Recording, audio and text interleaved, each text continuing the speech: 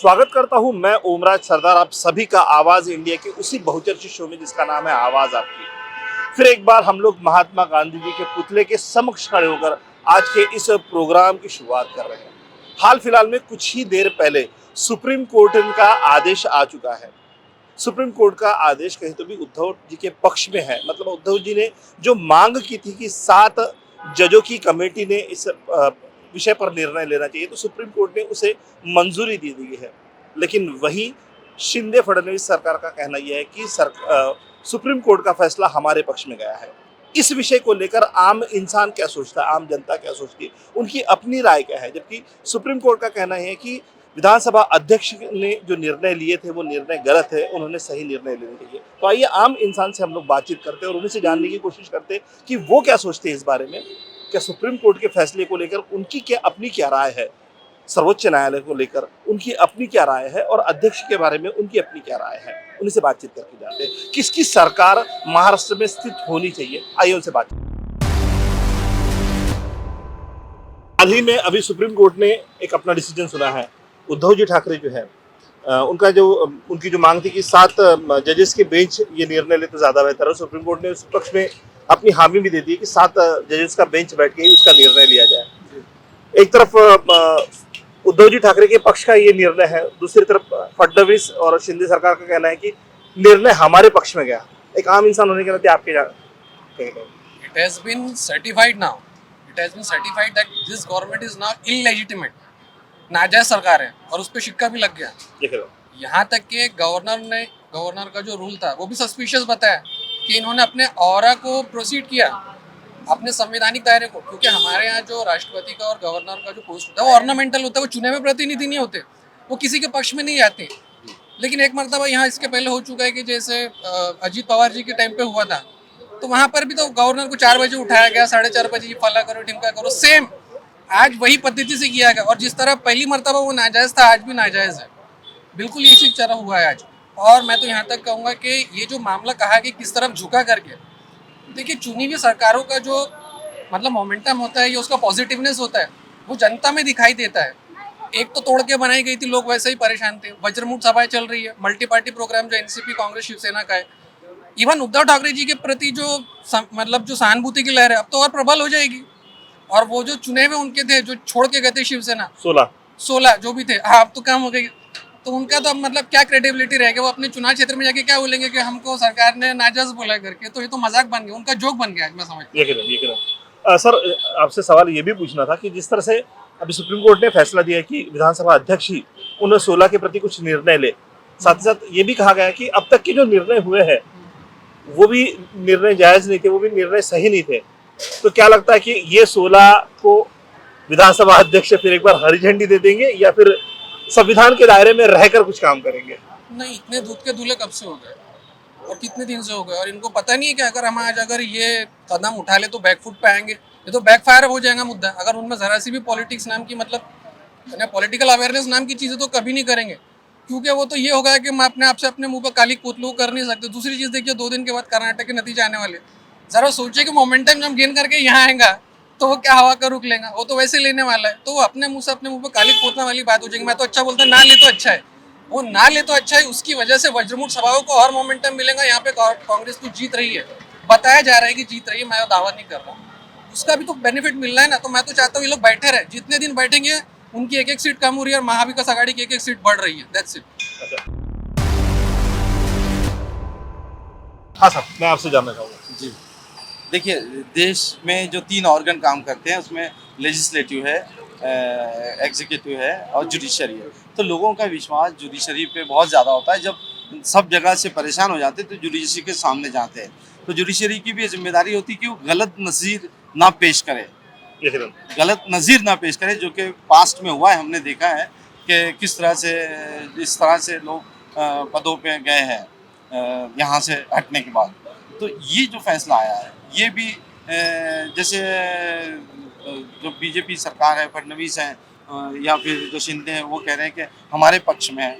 लेकिन एक बात जो उद्धव ठाकरे जी ने कही थी वो ये थी कि इसको 7 जो जजेस के जो बेंच है, कॉन्स्टिट्यूशन बेंच को ये दिया जाए और सुप्रीम कोर्ट ने जो है माने जो चीफ उसके लिए जस्टिस हामी ने दे दी है। हामी दी है कि तो एक तरफ तो ये बात सही है कि उद्धव ठाकरे जी सही थे अपनी बात पर, वो जो चीज़ की मांग कर रहे थे, सब कुछ तो लूटा उन्हीं का था, लेकिन लोगों के अंदर उसके लिए सिंपैथी भी पैदा हुई।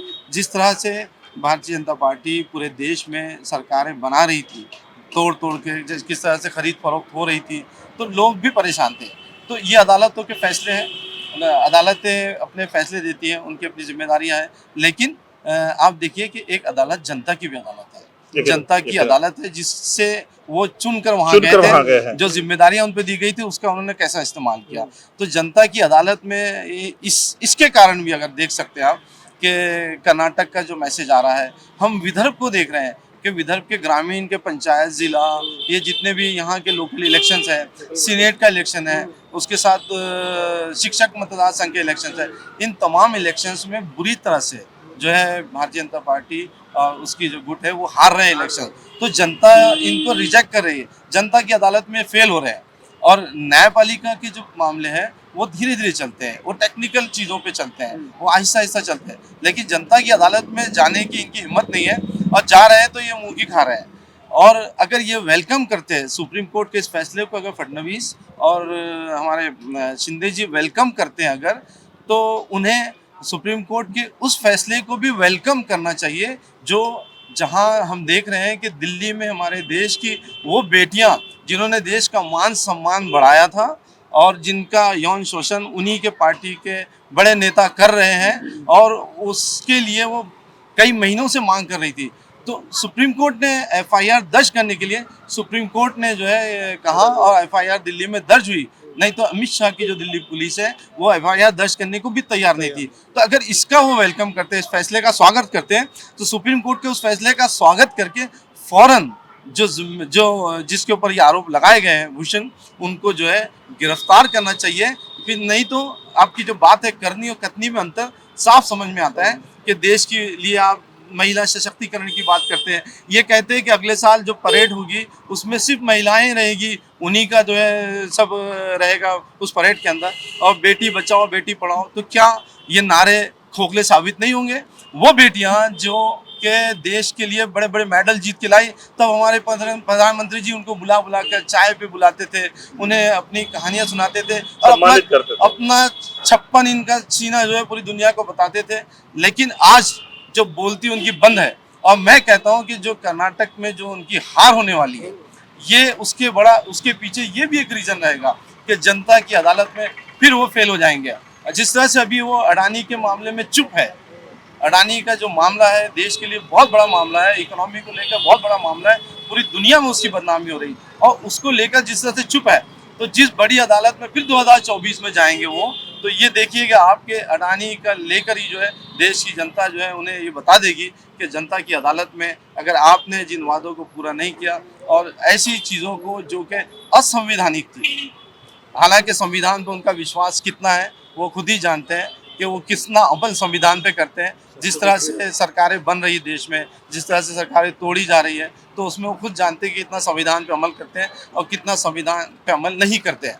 लेकिन वो जो चीज़ें कर रहे हैं, जैसे इन्होंने कहा कि उसका रिजल्ट यहाँ पर महाराष्ट्र में तेज़ी से जो है उनकी जो वो है घटती जा रही है। अगर सी वोटर्स और दूसरे सर्वे ये कहते हैं कि अगर अभी चुनाव हो जाते हैं महाराष्ट्र में, तो मुश्किल से 12-13 सीट जो है भारतीय जनता पार्टी और उनके साथियों को मिलेगी लोकसभा में, अगर अभी चुनाव हो जाते हैं। तो इसका मतलब ये है कि जनता की अदालत में उनका जो वो धीरे धीरे जो है उनकी मान्यता घटती जा रही है। और अगर उन्होंने दिल्ली के हमारे देश की इन बेटियों की रक्षा, यौन शोषण जो हुआ उनका, अगर उस पर उन्होंने जल्दी अगर कोई फैसला नहीं लिया, तो ये समझ जाइए कि 2024 के लिए जनता की अदालत में कहीं खड़े होने लायक नहीं रहेंगे। सर, मैं एक छोटा सा सवाल आपसे और करना चाहूँगा कि जिस तरह से उद्धव जी के ऊपर मतलब जब ये 16 विधायक जब छोड़ के चले गए थे, तो उद्धव जी ने तुरंत इस्तीफा दे दिया था जी। तो मान लीजिए अगर उद्धव जी के पक्ष में सुप्रीम कोर्ट के निर्णय होने की उम्मीद अगर खड़ी होती है, तो क्या फडणवीस शिंदे सरकार अपना इस्तीफा देने की तैयारी रखेंगे? नहीं, पूरा प्लान तो ये है कि फडणवीस ही यहाँ के जो है मुख्यमंत्री बनेंगे आगे चलकर। इस तरह की कुछ ना कुछ जो मी पुन्ना ये नार जो है वो सपना जो है दोबारा पूरा करने के लिए पूरी कॉन्स्पिरेसी चल रही है। और कॉन्स्पिरेसीज को लेकर जो बात हमारे जम्मू कश्मीर के गवर्नर जो है सत्यपाल मलिक ने जो बात कही है, वो भी बहुत सोचने की बात है। जनता की अदालत में वो मुद्दा भी आएगा, जनता की अदालत में वो मुद्दा भी आएगा कि सत्यपाल मलिक ने जो बात कही कि पुलवामा में जो घटना हुई थी उस पर जब उन्होंने प्रधानमंत्री से बात की थी तो प्रधानमंत्री ने कहा था कि आप चुप रहिए, आप कुछ मत कहिए, मैं आपसे फिर बात करूंगा। लेकिन आज तक जो है प्रधानमंत्री ने उनसे बात नहीं की थी, वो उनका कार्यकाल भी समाप्त हो गया और वो इस बात को पूरे देश में लोगों के सामने जा रहे हैं कि हमारे देश के वो फौजी जो इस देश की सुरक्षा करते हैं उनकी जान चली गई और अनदेखी से, हमारी निगलिजेंस की वजह से। तो इसके लिए जिम्मेदार कौन है, ये मुद्दा भी जनता की अदालत में आना चाहिए और जनता की अदालत में आएगा तो आप देखेंगे कि जनता जो है बराबर इन्हें सबक सिखाएगी। सर, कल जिस तरह से सुप्रीम कोर्ट का एक आदेश निकला है कि जैसे उद्धव जी ठाकरे ने 7 जजों के बेंच की मांग की थी और उस बात की पुष्टि सुप्रीम कोर्ट ने कर दी है। साथ ही साथ एक तरफ देखा जाए तो शिंदे फडणवीस सरकार का कहना था कि निर्णय हमारे पक्ष में हुआ। इस विषय पर आप क्या कहेंगे? देखो, कोर्ट ने जो कानूनन प्रोसेस था उसके अनुसार काम किया। कोर्ट विधानसभा के जजमेंट में हेरफेर नहीं कर सकता है। विधानसभा अध्यक्ष का अलग है मामला, ये नेहरू के जमाने में भी उठा था उत्तर प्रदेश के मामले में। तो उन्होंने बोला था कि विधानसभा एक अपना स्टेटस रखती है, जुडिशरी अपना स्टेटस रखती है, हर एक का अपना स्टेटस है। इस पे जब उन्होंने बात किया, सब जज ने, 5 जज ने जो बेंच ने उसका जजमेंट दिया, तो उन्होंने ये बता दिया इलीगल क्या क्या है। जो जो चीजें इलीगल थी कि वो राज्यपाल का कॉन्फिडेंस के लिए लाना ये इलीगल था, राज्यपाल का सेशन बुलाना इलीगल था, राज्यपाल ने जो जो किया वो इलीगल था, विधानसभा के जो अध्यक्ष ने जो कुछ किया उस बारे में भी उन्होंने क्लियरिटी दी। और ये सरकार तोड़ के इन्होंने जो सरकार बनाई वो भी क्लियर बता दिया। दूसरा उन्होंने बता दिया कि लेजिस्लेटिव पार्टी अलग होती है और पार्टी अलग होती है। जो लोकल पॉलिटिकल पार्टी है वो अलग है और लेजिस्लेटिव पार्टी बड़ी नहीं होती, पॉलिटिकल पार्टी बड़ी होती है, उसको सारा अधिकार होता है। तो प्रतोद कौन नेम सकता है? तो जो पॉलिटिकल पार्टी का हेड होगा वो नेम सकता है। तो इस बारे में तो उद्धव ठाकरे जी के पक्ष में हुआ, मगर फिर उनका ये कहना था कि जैसा अरुणाचल में रीइंस्टॉल कर दिया सीएम, उसको हम रीइंस्टॉल कर सकते हैं, मगर इन्होंने रिजाइन दे दिया। इन्होंने अगर हाउस में उसका फ्लोर में अगर ये दिया होता, टेस्ट दिया होता, उसमें हार भी जाते और इनके विरोधी जो एमएलए भाग गए हैं वो विरोधी भी एमएलए उसमें अगर इनके विरोध में वोट देते तो हम इनको इंस्टॉल कर देते और फिर से इनको कॉन्फिडेंस मोशन ला लेते थे। मगर इन्होंने चूंकि रिजाइन किया तो जो मर गया अब उसको हम नहीं ला सकते। अभी जो सरकार बनी है उस सरकार को हम इलीगल नहीं कह सकते क्योंकि एमएलए है वहां। अब लीगल और इलीगल ये अपना प्रतोद नेम है, इसका अधिकार उनको है। अब जो प्रतोद नेमा जाएगा उस प्रतोद को अधिकार ये देना पड़ेगा, राहुल नार्वेकर को उसको सैंक्शन देना पड़ेगा। वो प्रतोद जो उद्धव ठाकरे जी अपॉइंट करेंगे वो प्रतोद होगा, वो आदमी होगा और उसके बाद में जो कुछ होगा देखा जाएगा। सर, जैसे कि सारे राइट्स अभी विधानसभा अध्यक्ष को दिए गए हैं और जिस तरह से हम लोग पिछले 8-9 महीने से साल भर से हम लोग जो जिस तरह का वातावरण हम लोग देखते आ रहे हैं, तो ये जो 16 आमदारों का जो किस्सा चल रहा है, तो क्या उन्हें क्लीन चिट मिल सकती है?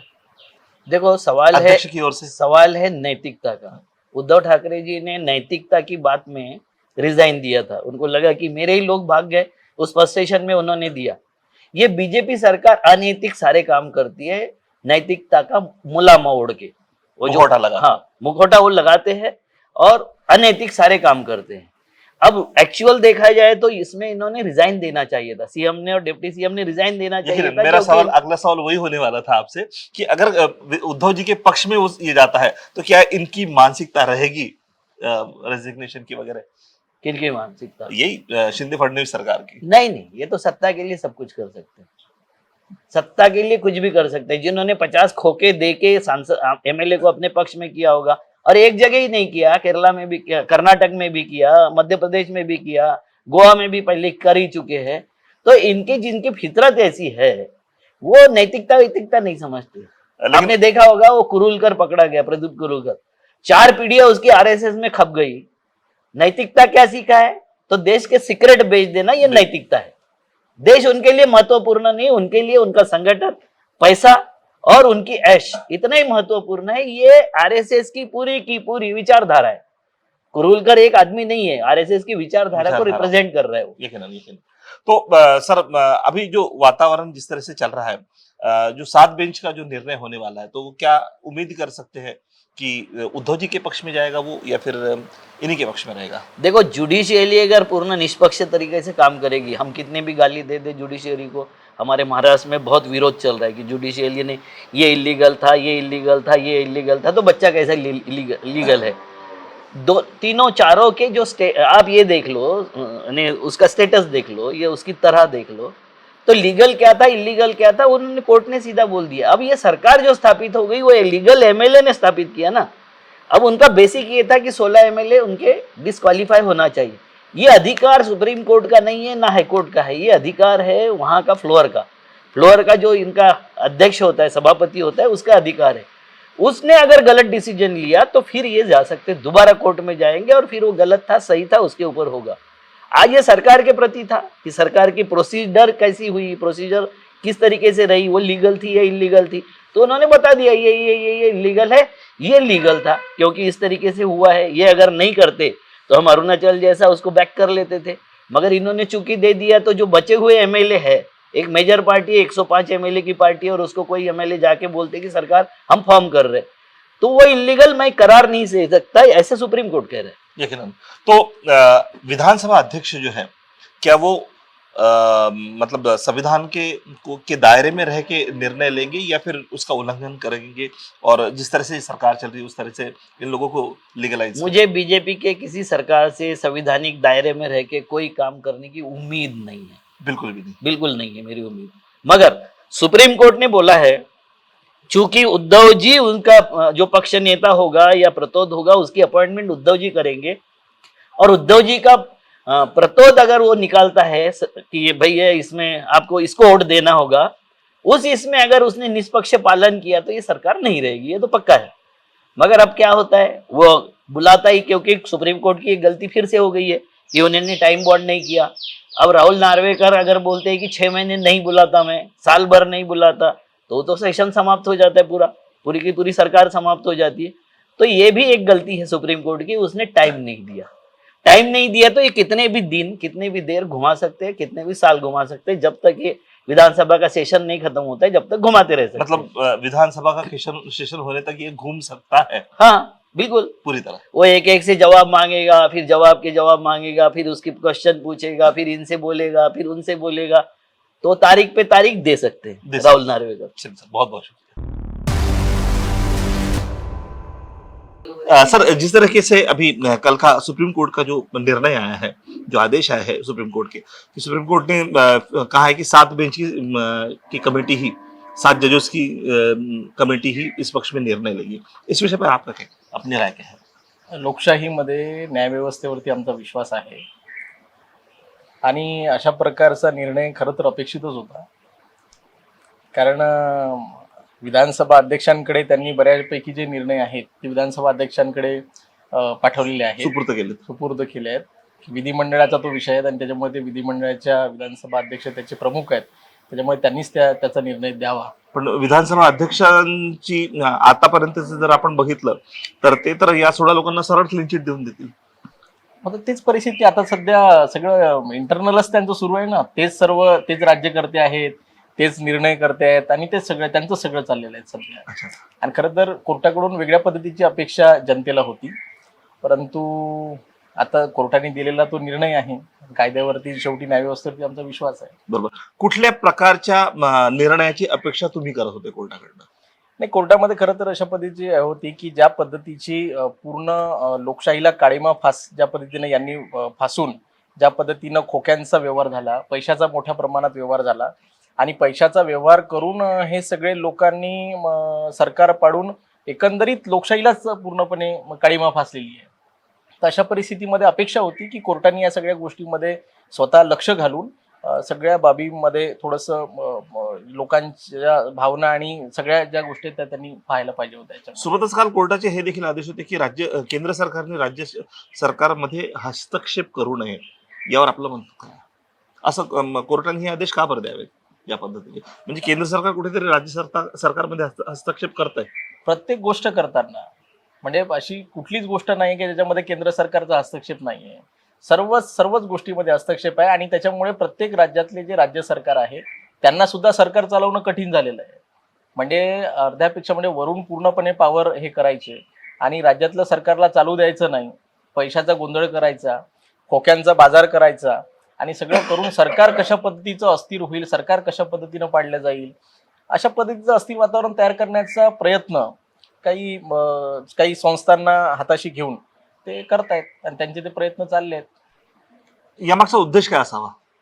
याच्यामध्ये एकच उद्देश आहे की त्यांना आता एक हाती पूर्णपणे सत्ता पाहिजे आहे, पूर्ण ताकदीनं पूर्ण सत्ता पाहिजे आहे आणि त्याच्यासाठी मग वेगवेगळ्या लोकांना ईडी सीडी सीबीआयचा सगळा धाक दाखवायचा आणि त्यांच्यावरती मग या सगळ्या पद्धतीनं त्यांना आता बाबा तुम्ही जर काही केलं नाही तर तुमच्याकडे बा तुम्ही आमच्याकडे आले नाही तर अशा पद्धतीचं.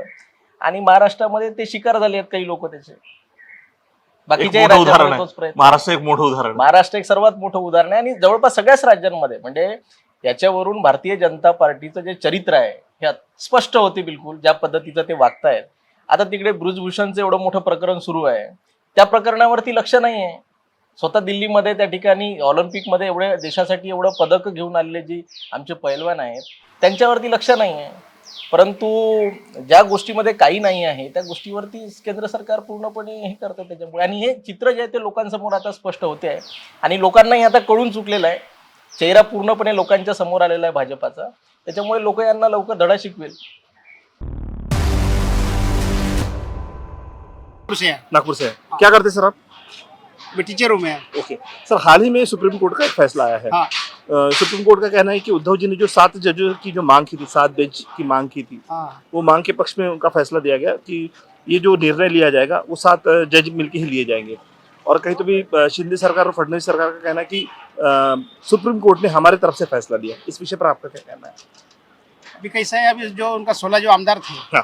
तो ठाकरे साहब को छोड़ के फडणवीस साहब के इधर चले गए। ये कह रहे हैं। तो अपने ठाकरे साहब ने उन्होंने अपना इस्तीफा दे दिया, क्योंकि उनको मालूम था ना कि 16 आमदार चले गए इधर, अपनी तरफ कोई अभी ये नहीं है, इसलिए वो उधर फडणवीस की तरफ चले गए। चलिए ये कह रहे हैं।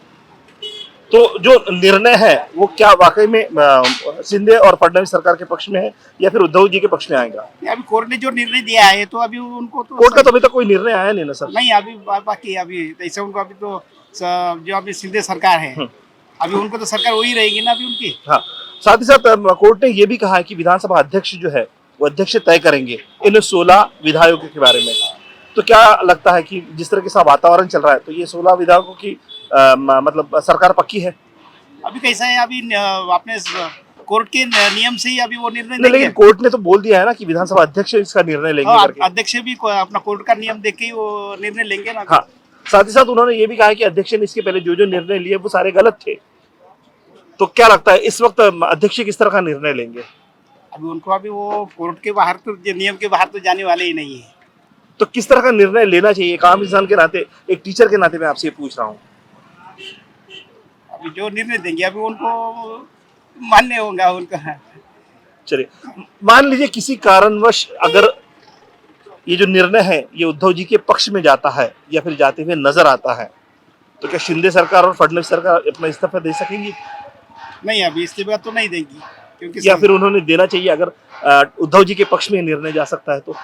यानी कि अगर कहीं पे ऐसा आप ये नजर आ रहा है कि ये उनके पक्ष में निर्णय जा सकेगा, तो क्या शिंदे सरकार, फडणवीस सरकार उस तरह का निर्णय लेगी जिस तरह का उद्धव जी ने निर्णय लिया था कि पद छोड़ दिया था? तो क्या सरकार छोड़ पाएंगे अपना पद? नहीं छोड़ नहीं पाएंगे, शिंदे सरकार नहीं छोड़ पाएंगी ना, नहीं छोड़ पाएंगे, क्योंकि कोर्ट ने निर्णय दे दिया कि सरकार अभी वही चलेगी अभी। अच्छा, तो आपको एक जनरल क्वेश्चन में पूछता हूँ कि आपके हिसाब से 2 सरकार को अगर कंपेयर करते हैं तो कौन सी सरकार बेहतर थी या फिर बेहतर है?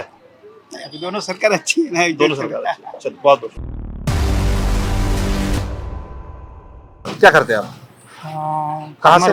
फार्मर हूँ। फार्मर। कहाँ से हैं आप? हम सिंधीवीर कारंजा गाड़ी कारंजागढ़ के, मतलब वर्धा डिस्ट्रिक्ट से वर्धा डिस्ट्रिक्ट से बिलोंग करते हैं। चलिए, अभी जो हाल ही में जो निर्णय आया है सुप्रीम कोर्ट का कि उद्धव जी ने कहा था कि 7 जजेस के बेंच ये निर्णय ले, क्योंकि इसके पहले 7 जजेस बैठे थे और अभी 5 जजेस बैठे हैं, तो निर्णय 7 जजेस ले। और सुप्रीम कोर्ट ने उन्हीं के पक्ष में निर्णय लिया कि हाँ 7 जजेस ही इस चीज का निर्णय ले सकेंगे। इस विषय में आपका क्या कहना है, क्या ये निर्णय सही है? निर्णय सही है, कोई भी यानी सही निर्णय लगना चाहिए। हाँ। सही निर्णय लगा। सरकार ये भी अच्छी है, पहली भी सरकार अच्छी थी, लेकिन पहले सरकार से ये जो सरकार काम कर रही हाँ। कि काश्त फार्मरों के लिए जैसा बाकी इनके लिए, तो ये सरकार जैसा आगे कुछ कर सकती है। अच्छा, मतलब उद्धव जी ने, आपका कहना है कि उद्धव जी जब तक सरकार में थे तब तक वो उस तरह से काम नहीं हो पाए? वो टाइम में कोरोना भी था और उनको चांसेस नहीं मिले। अच्छा। और चांस मिलने के बाद में भी जो सरकार ये जो काम कर रही थी, जैसे ऊपर की सरकार जो है वो भाजपा सरकार रहने की वजह से इनको ज़्यादा सपोर्ट मिल रहा है। अच्छा। फार्मरों के लिए या बोलो या फिर बाकी वर्कर्स के लिए, तो ये सरकार रहना चाहिए। ऊपर की सरकार है तब तक की। अच्छा, तब तक ये सरकार रहनी चाहिए। रहना मतलब चाहिए। ऊपर की सरकार अगर बदलती है तब ऊपर की सरकार बदलती है तो नीचे की सरकार भी वही रहना चाहिए जो ऊपर की रहती है। मतलब दोनों एक पक्ष होना चाहिए। एक पक्ष होना चाहिए। तो दोनों अगर एक पक्ष रहते हैं, जैसा अभी सुप्रीम कोर्ट ने ये भी कहा है कि केंद्र सरकार राज्य सरकार के मामलों में इंटरफेयर ना करे।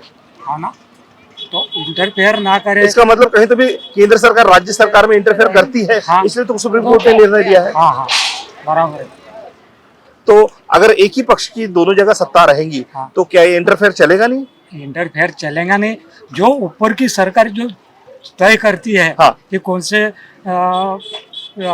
इसमें कौन से सरकार है राज्य में, वो हिसाब से उनको फैसिलिटीज दी जाती है। अच्छा। और वो फैसिलिटीज के वजह से ऊपर की और नीचे की सरकार बराबर रहेगी। उस वजह से बराबर रहनी चाहिए। नहीं सर, आप किसान हैं और किसानों को एक बहुत बड़ा आंदोलन इसी सरकार में चला है। वो देखो कुछ कुछ जो ये रहते हैं, तो आप उस वक्त भी वो किसानों के समर्थन में थे या फिर सरकार के समर्थन में? नहीं, किसानों के समर्थन में तो किसान को रहना ही चाहिए। मतलब आप किसान है इसलिए किसानों के समर्थन में रहते हैं। अगर आप किसान नहीं होते तो किसानों के समर्थन में नहीं रहते। सबने रहना चाहिए क्योंकि सबका पेट किसानों के ऊपर में। लेकिन इसका किसानों का कोई वाली नहीं है, ना सरकार उसको कोई बेनिफिट दे सकती है, ना बाकी पब्लिक उसको सपोर्ट कर सकती है। चलिए, सुप्रीम कोर्ट का अभी जो फैसला आने वाला है इन 16 विधायकों के प्रति, तो वो किस तरह का फैसला आप अपेक्षित रखते हैं? किस तरह के फैसले की आप उम्मीद रखते हैं कि सुप्रीम कोर्ट ने, वैसे तो सुप्रीम कोर्ट ने निर्णय दे दिया है कि विधानसभा अध्यक्ष तय करेंगे इन 16 विधायकों का क्या करना चाहिए, तो क्या ये हम मान ले कि इन 16 विधायकों को हरी झंडी मिल जाएगी? हरी झंडी मिल जाएगी, ये तो डन है। ये तो डन है। चलिए, बहुत बहुत शुक्रिया।